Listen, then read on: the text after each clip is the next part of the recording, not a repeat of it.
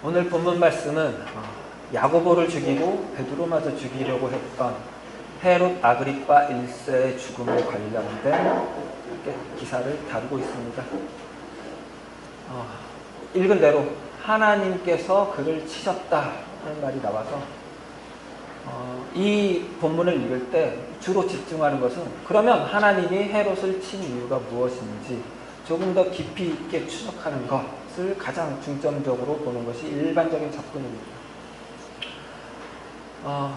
그러나 그런 이유로는 깊을 게 별로 없죠. 왜냐하면 표면적으로 드러나 보이는 이유가 있기 때문입니다.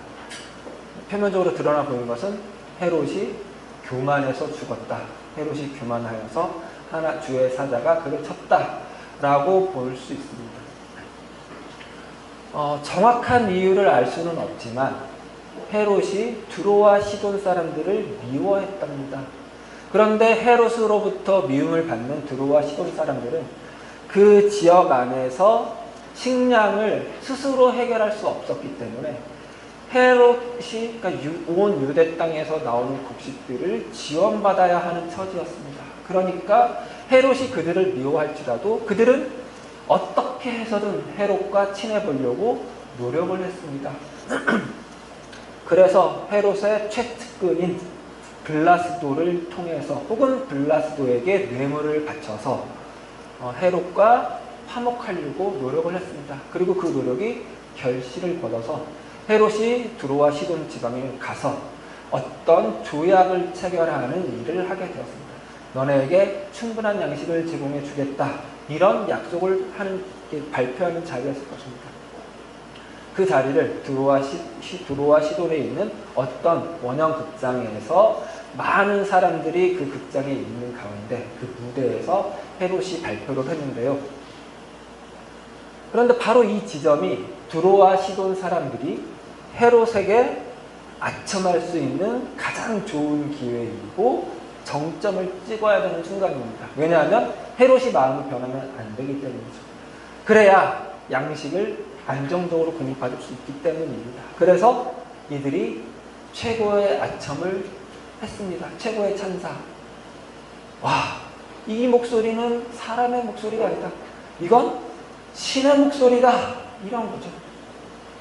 헤롯이 그 소리를 듣고 어땠을까요?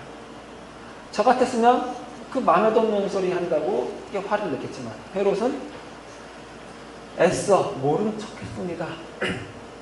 그가 미워했던 자들, 그에게 미움받았던 자들이 이건 신의 목소리다 그러고 있으니까 그걸 이렇게 지적하기보다는 애써 모르는 척해서 침묵을 지킴으로 그걸 부정하지 않고 긍정한 셈이죠. 그러니까 지가 신이다 이거죠.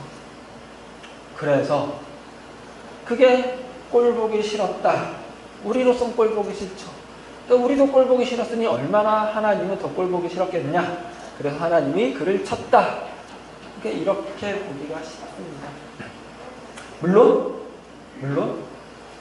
이 사실이 표면적으로 오늘 본문에 담겨 있으니까 헤롯이 교만한 것이 가장 문제가 된 건 맞습니다.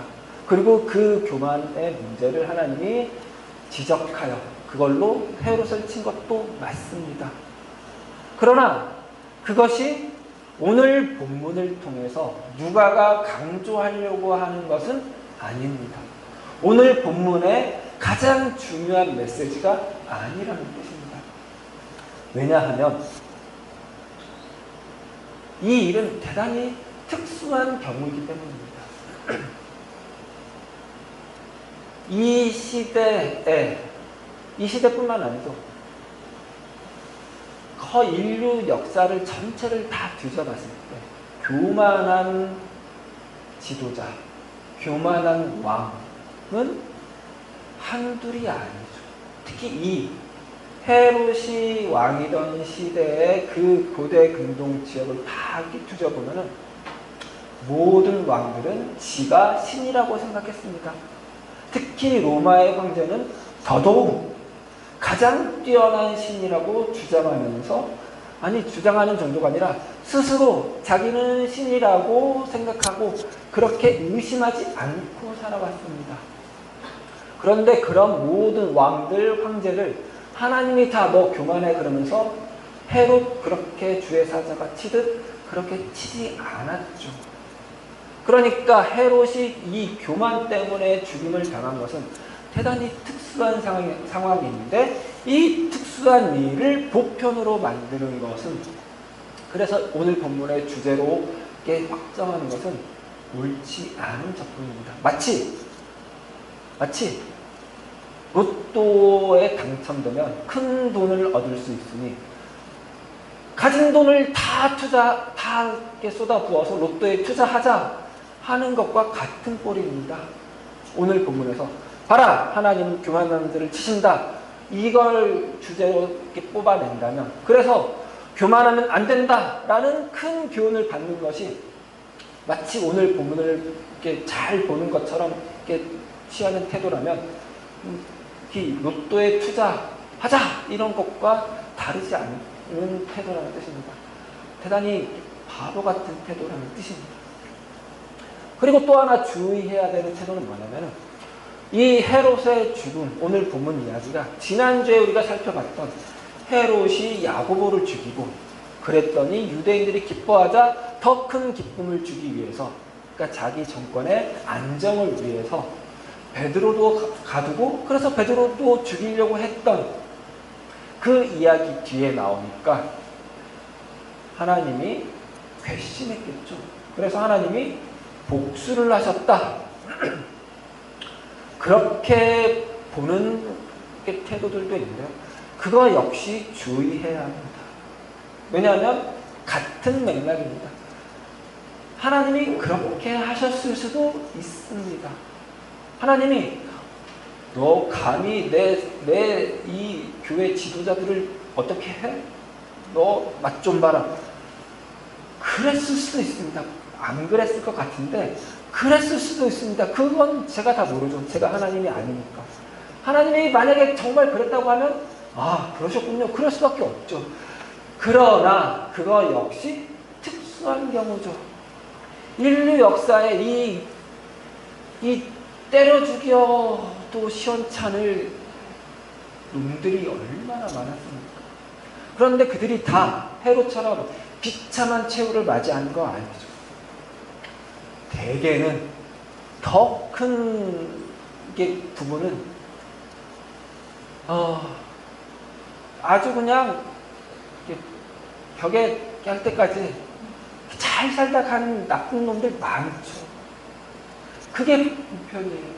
그러니까 이런 특수한 일을 보편인 것처럼 이렇게 만들어서 그걸 거기서 이렇게 교훈을 삼고 그러려고 하는 태도는 좋지 않은 태도입니다. 그런데도 자꾸 그런 것들만 보려고 하는 이유는 뭐냐면은 기독교 신앙을 가진다는 것이, 그리고 그 기독교 신앙의 주인이신 하나님이 하는 일을 기대하는 것이 결국은 그런 거예요. 우리 마음에 들지 않는 사람 없애버리고, 저 교만한 것 같은 사람 없애버리고, 우리가 저 사람 이렇게 바뀌었으면 좋겠는데 그러면 그 사람들 마음이 바뀌고 그 사람들 사라지고 그 사람들한테 보복해주고, 그게 기독교 신앙이길 기대하는 태도이기 때문에. 그런데 그걸 기대하는 태도는 왜 그래요? 내 인생 편하게 살자 이거죠.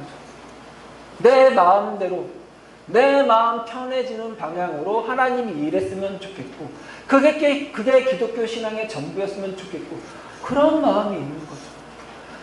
그런데 그게 기독교 신앙이라면 굳이 교회에 올 필요 없어요. 절에 가도 돼요.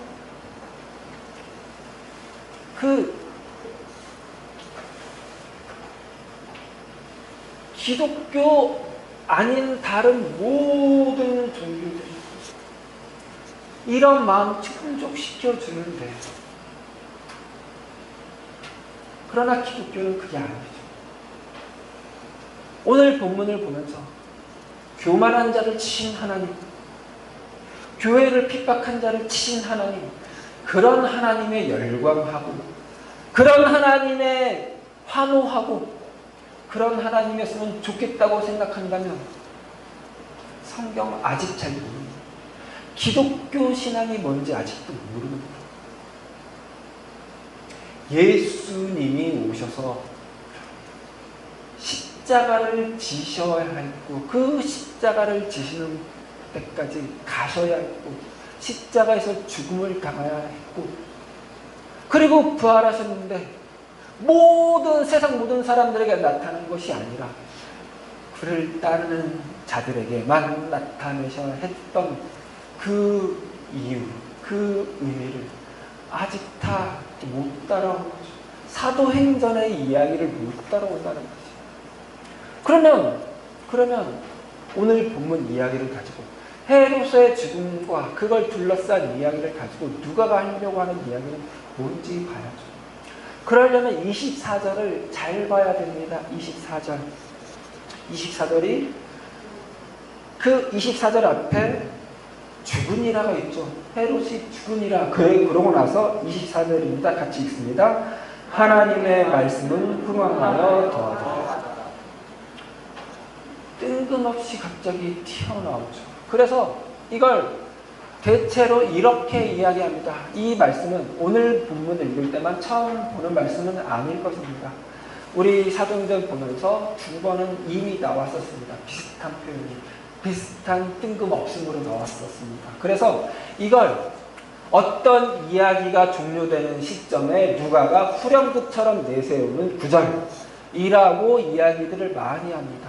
특히 오늘 본문의 자리에서는 이제 사도행전 전반부 이야기가 마감이 되고 전반부 이야기라는 것은 베드로 중심으로 펼쳐진 이야기가 마감이 되는 자리다.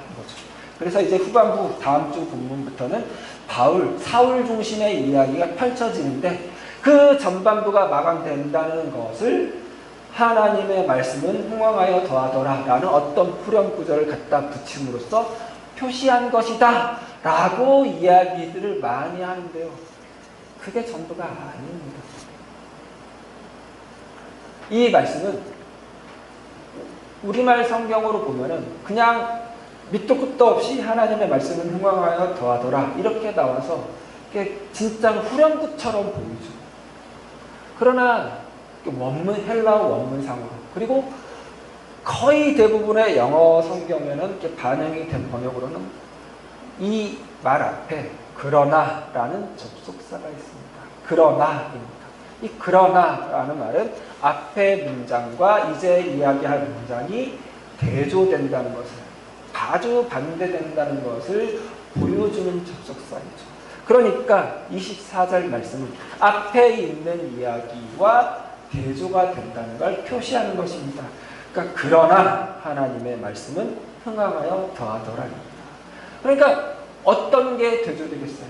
일단 하나님의 말씀이 아닌 어떤 것과 대조가 될 것이고 또 하나는 흥왕하고 더하는 것과 어떤 대조되는 것이 있겠죠. 그런데 그 대조되는 것이 바로 앞에서 죽으니라 헤롯이 죽으니라니까 헤롯의 죽음과 직접적으로 대조된다고 생각하겠지만 그러나 이미 말씀드렸던 것처럼 오늘 본문에서 헤롯의 죽음은 아무것도 아닌 것이다. 헤롯의 죽음을 강조하지 않는다고. 그렇게 보면 다시 생각해보면 이겁니다. 하나님의 말씀은 흥왕하여 더하니라. 흥왕하여 더하니라.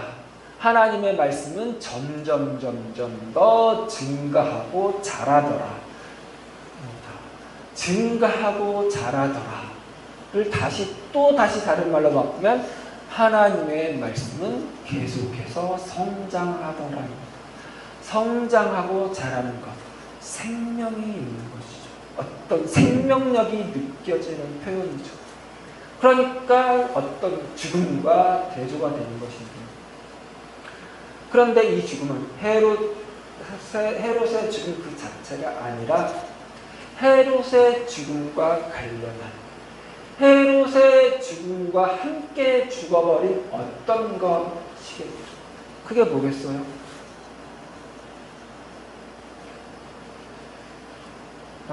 자, 22절을 같이 읽습니다.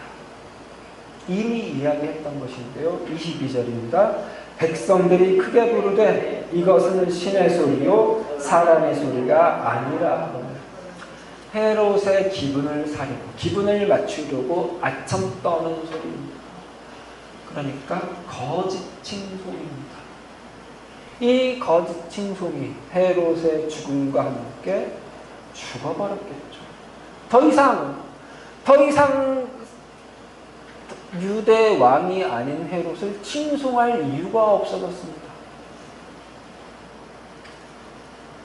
그가 자기들을 미워하는 걸 이미 알고 있고, 하지만 양식 때문에 어떻게든 친하려고 했던 자에 불과했으니까 그런 자가 죽었는데도 그를 칭송할 사람들은 없었을 거죠.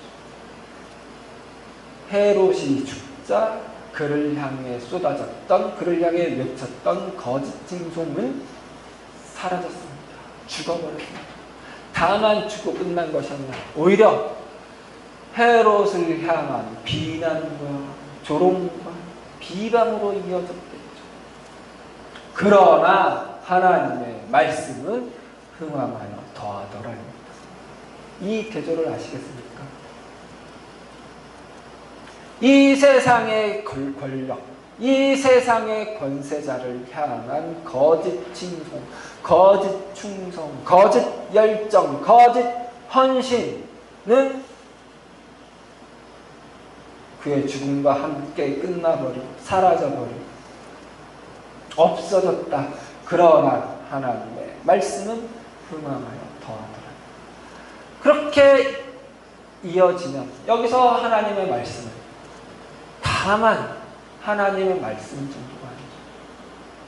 그러니까 이 대조를 통해서 우리가 알 수 있는 것은 이 하나님의 말씀은 흥왕하여 더하더라가 마치 풀은 마르고 꽃은 시드나 주의 말씀은 영원하니라 라는 이사야의 그 예언이 성취되는 방법이, 인생은 유한하고 그 어떤 인생이라도 유한해서 금방, 그게 아무리 길게 느껴져도 유한해서 결국은 없어지고 사그러들지만 하나님은 영원하시니까, 그 하나님이 하신 말씀은 영원하시니까 결국 그게 남는 것은 하나님의 말씀밖에 없다라는 차원으로 무한과 유한을 대조해서 유한이 살아남는다, 아니 무한만 살아남는다를 이야기하는 것처럼 이해해도 안 됩니다. 그 장치를 위해서 오늘 본문은 24절로 끝나지 않고 25절로 끝납니다. 25절을 같이 읽습니다.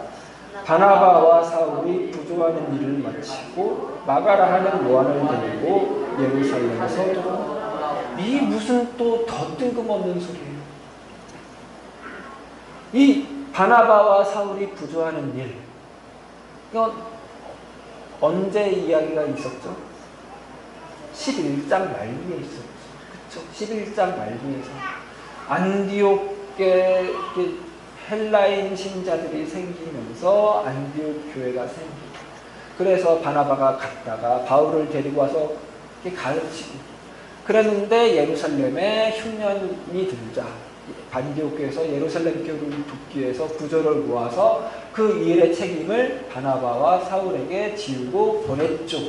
그랬는데 12장에 갑자기 헤롯이 야고보를 죽였고 베드로를 가뒀고 그랬다가 헤롯이 죽는 이야기가 12장에 쭉 이어졌다가 갑자기 다시 바나바와 사울이 부조하는 일을 마치고 예루살렘에서 떠나 돌아가더라.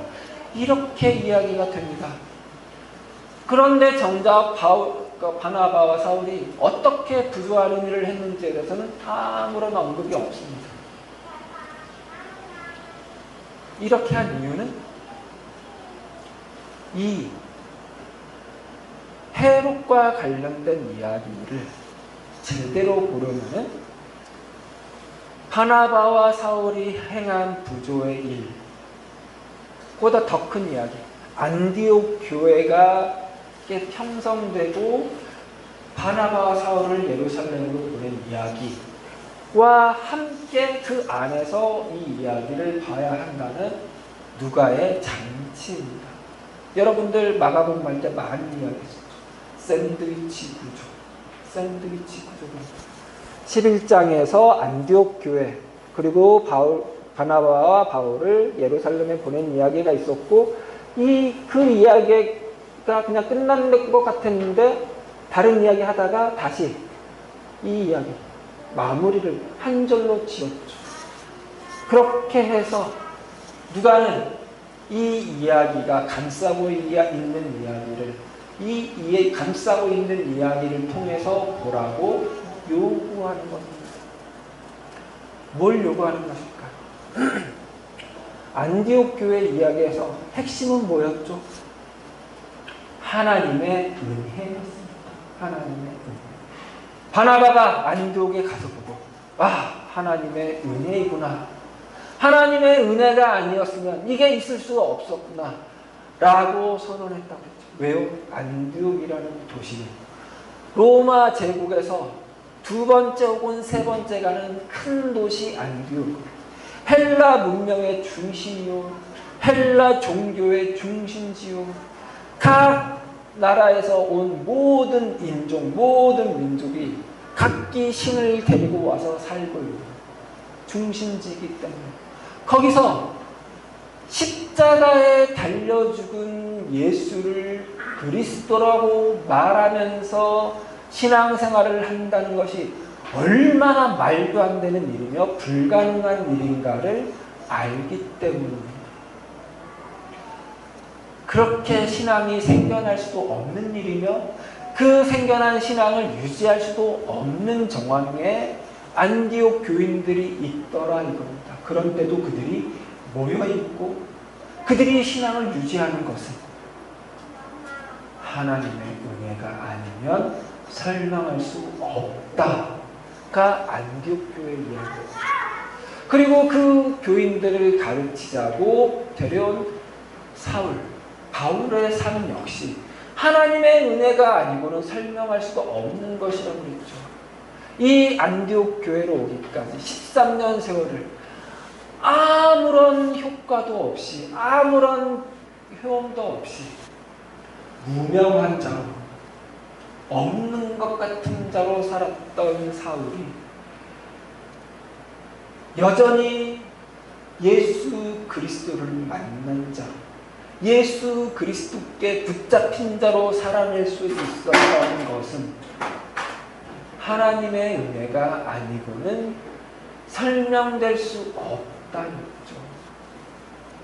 그리고 그런 안디옥 교회와 사울이 만나서 예루살렘으로 부조를 보낸 것 역시 하나님의 은혜가 아니면 설명할 수가 없다입니다. 그 이야기가 이 헤롯이 행한 모든 일들 그리고 헤롯이 당한 죽음을 이렇게 감싸고 있는 것이죠. 그러고 보면 결국은 어떤 것이냐면요.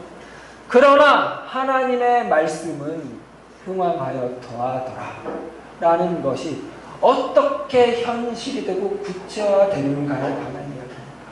그건 헤롯같이 교만한 자를 없애버리고 헤롯같이 교회를 대적하는 자를 없애버리는 것으로 이루어지는 것이 아니다.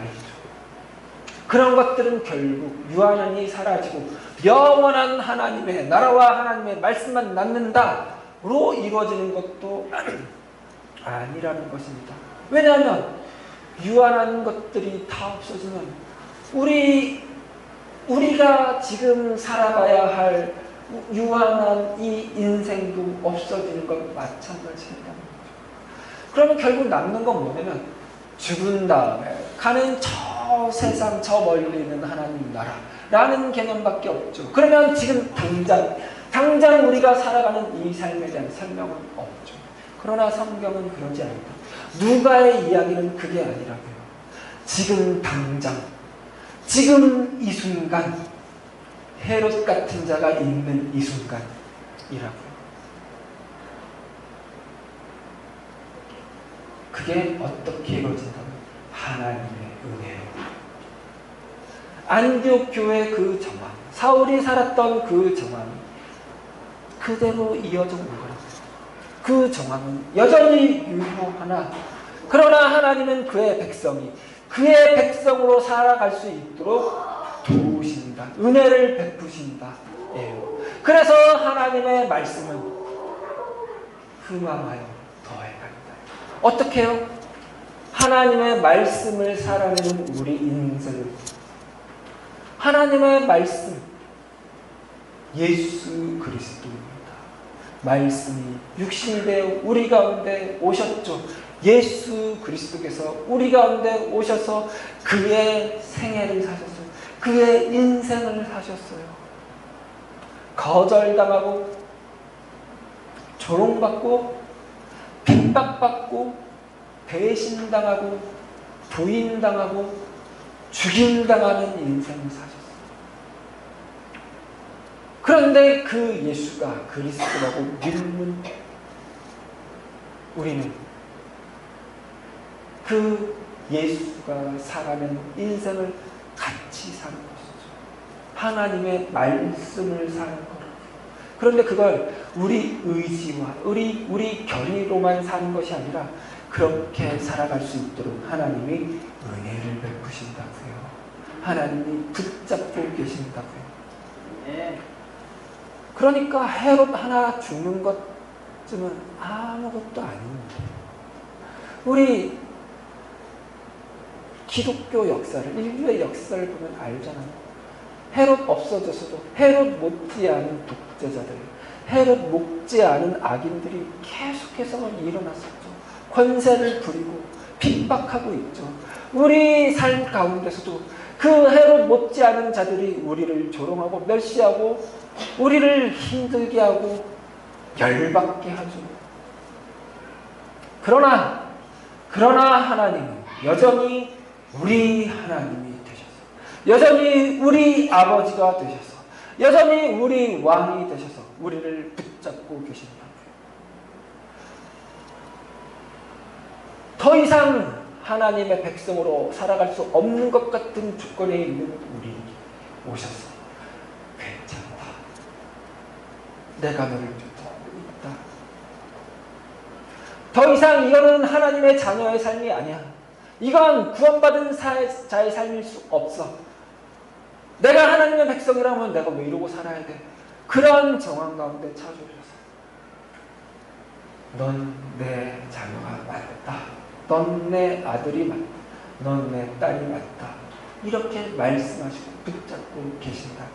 하나님의 은혜라고요. 그걸로 살아가게 하신다고요.